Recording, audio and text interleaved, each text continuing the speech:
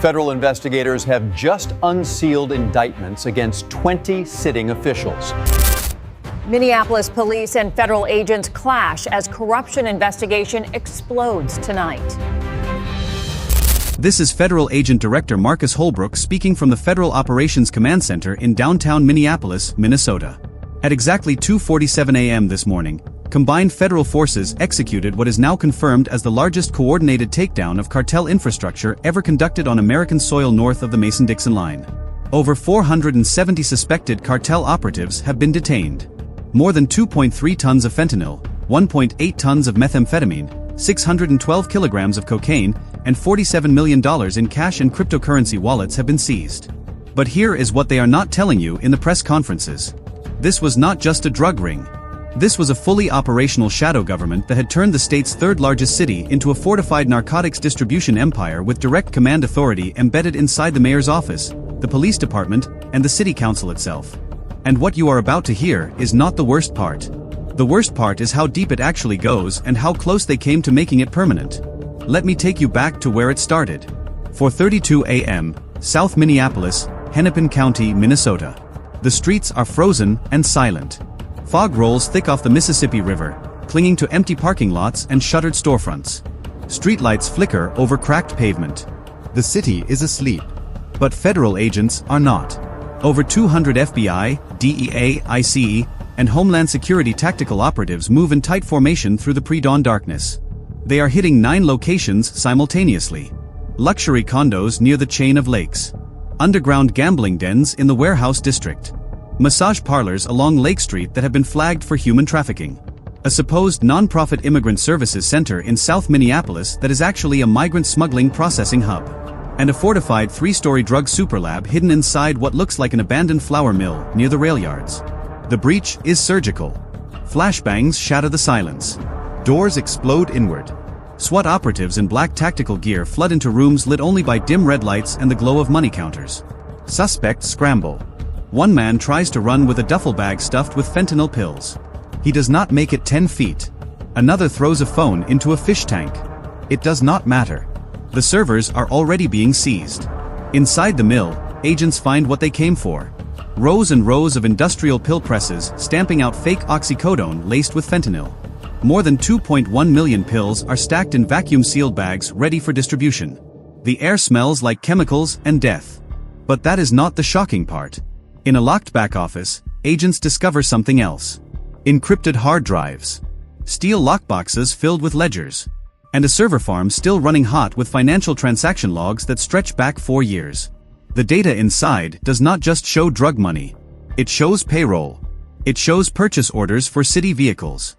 It shows wire transfers signed off by someone with administrative access to municipal accounts. The agents look at each other. This is not a cartel safe house. This is a command center. And whoever is running it has keys to the entire city. By 9:15 a.m., the seized drives are already inside the FBI Cyber Forensics Division in downtown Minneapolis. Analysts work in silence under fluorescent lights, cracking layers of military-grade encryption. When the files finally open, what they see on the screen makes the room go cold. It is a network diagram. Not a small one. A massive operational flowchart with over 200 nodes spanning 6 states. The codename at the top reads Operation Frostline. The structure is flawless. Shell companies registered in Delaware and Wyoming. Fake logistics firms with Department of Transportation numbers. Ghost trucking contractors that haul frozen foods but actually move narcotics in refrigerated compartments. Non-profit foundations claiming to help refugees but actually funneling migrant smuggling fees and drug money through donation accounts. Restaurant chains, car washes, vape shops, all connected by encrypted payment apps and offshore cryptocurrency exchanges in the Cayman Islands and Panama. And then they see the signature.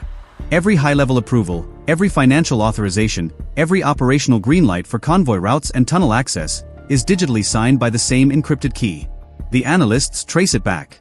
The key belongs to Mayor Gerald Thornfield, a second-term city official who campaigned on police reform, affordable housing, and immigrant protection.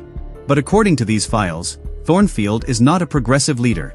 He is the regional director for a Mexican cartel network that has turned Minneapolis into the central distribution fortress for fentanyl, methamphetamine, cocaine, and heroin flowing into the Midwest, Canada, and the Dakotas. He controls the cargo inspection schedules at the port. He controls which neighborhoods get extra patrols and which ones get ignored. He has installed cartel-linked operatives into zoning boards, housing authorities, and even the transportation department. This is not corruption. This is command-level collusion. This is not negligence. This is engineered treason. And this network has been operating in plain sight for over 4 years. But what the analysts find next makes it worse. There is a second phase. A long-term plan to make the entire metro region a permanent logistics hub for cartel operations across the northern United States. And it is already halfway complete. 6:47 a.m., Federal Command Operations Center, Minneapolis Field Office. A wall-sized digital map lights up the room. Dozens of red markers pulse across the Twin Cities metro area. Each marker represents a cartel-controlled location. Drug stash houses. Human trafficking transit points. Migrant smuggling safe houses. Money laundering fronts. Weapons caches. Communication hubs. Corrupt officials on payroll. The red spreads like a virus across the map. Federal agents stand in tactical formation as the mission briefing begins. Over 1,000 federal operatives are being deployed. FBI, DEA, ICE, Homeland Security Investigations, ATF, U.S. Marshals, SWAT units from 3 states. Black Hawk helicopters are already in the air. Armored vehicles roll out from staging zones. This is not a raid. This is an eradication operation. The targets are hit within minutes of each other. In the suburbs of Bloomington, agents storm a luxury mansion owned by a deputy city manager. Inside, they find 12 kilograms of cocaine, stacks of cash, and surveillance equipment monitoring police radio channels. In St. Paul, a cartel-run warehouse near the interstate is breached. Agents seize over 800 kilograms of methamphetamine hidden inside pallets of farming equipment. In North Minneapolis, a human trafficking house is raided. 14 women and girls are rescued. 3 armed enforcers are arrested. The trafficking victims say they were forced to work in massage parlors and were told if they tried to leave, their families back in Central America would be killed. Near the Canadian border in Duluth, ICE intercepts a migrant smuggling convoy disguised as a church charity van. Inside are 23 undocumented migrants who paid $15,000 each to be smuggled into Canada. The drivers are cartel couriers. Back in downtown Minneapolis, federal agents surround City Hall. Mayor Gerald Thornfield is placed under arrest in his own office. He does not resist. He does not even look surprised. As agents lead him out in handcuffs, reporters shout questions. He says nothing, but his eyes tell the story. He knew this day would come. He just thought he had more time. By noon, the operation has seized over 4 tons of narcotics, 93 firearms, 67 vehicles, and more than $58 million in assets.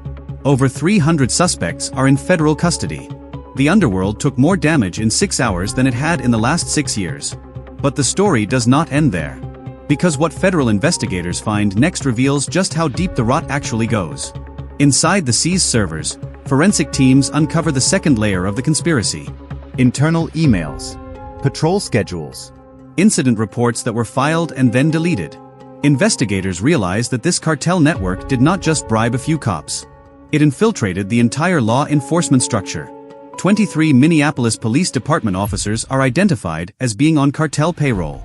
12 sheriff's deputies. 6 state troopers. 4 ICE detention officers.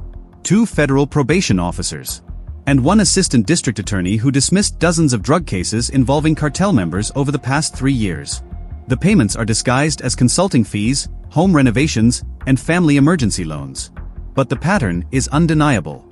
Officers were paid to ignore certain addresses, to delay responses to certain 911 calls, to tip off cartel operations about upcoming federal raids, to falsify evidence logs so seized drugs could be returned to the streets. Some officers even help transport narcotics themselves using patrol vehicles because nobody stops a cop. Honest officers inside the department are devastated. One veteran sergeant breaks down during an internal affairs interview. He says he reported suspicious behavior twice and both times his reports disappeared. He was told to stay in his lane.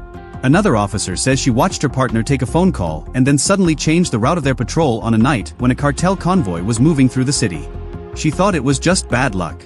Now she knows it was coordinated. Federal agents arrest the officers one by one. Some are taken from their homes. Others are pulled out of squad cars during their shifts. The department is in chaos. The mayor is in federal custody. The police chief resigns. The city council calls for emergency hearings. But the real shock comes when investigators reveal what the cartel was building. This was not just about moving drugs. This was about creating a parallel enforcement system. A second police force that operated in the shadows and answered only to the cartel. Officers were not just protecting shipments. They were running them. They were not just ignoring crime. They were managing it. And the goal was to make Minneapolis the safest place in America for organized crime to operate. Because in a city where the police work for the cartel, who is going to stop them? But the scope does not stop at the city limits. By the third day of the operation, federal investigators zoom out and see the bigger picture. Operation Frostline was not just a local scheme. It was a continental distribution network. The routes stretch across state lines. Trucks carrying frozen foods leave Minneapolis and travel south to Des Moines, Kansas City, and Omaha. Fake agricultural shipments head west to Sioux Falls and Fargo.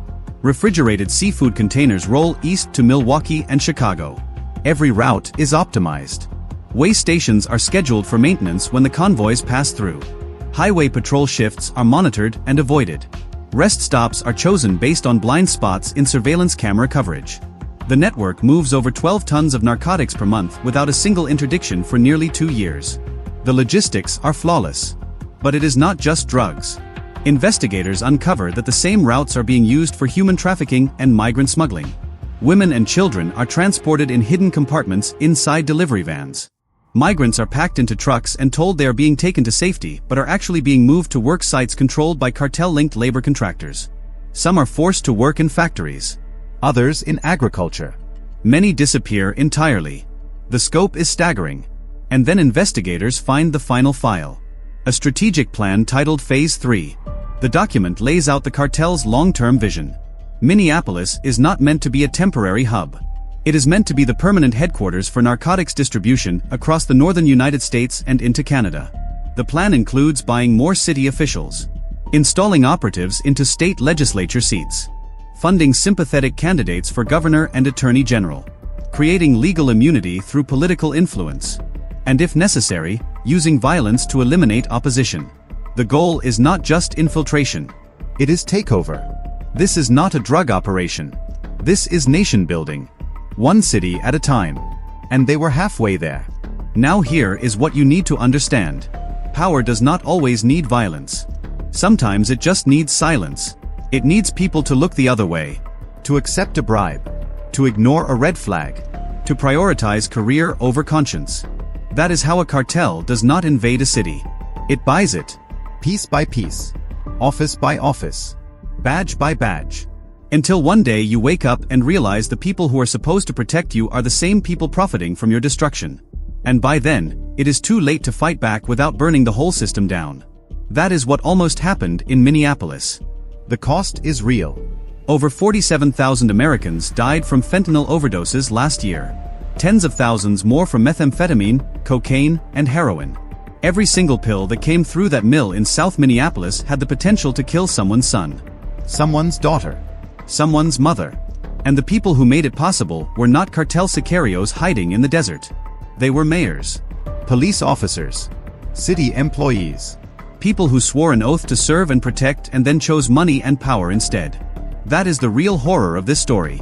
Not that cartels exist, but that they do not have to fight us.